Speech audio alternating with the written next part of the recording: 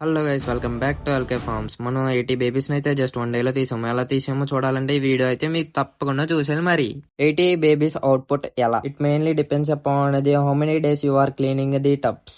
Any aqua farmer change the water in half water in 10 to 10 days. మన fridge tank లో ఉన్న half water తీసేసి half fresh water అయితే add చేసుకోవాలి every 10 days కి. తీసేసిన వేస్ట్ వాటర్ మనం మొయినా టబ్స్ లో అయితే యూజ్ చేస్తాము. ఆ తీసేసిన వాటర్ ని ఎందుకు మొయినాకి యూజ్ చేయాలో నేను చెప్తా. ఆ వేస్ట్ వాటర్ లో చాలా మినరల్స్ అయితే ఉంటాయి. ఆ మినరల్స్ కి మొయినా అయితే చాలా ఫాస్ట్ గా అయితే గ్రో అవడం జరుగుతుంది. అందుకే ఏ ఫార్మర్ అయినా ఇలా యూజ్ చేస్తారు.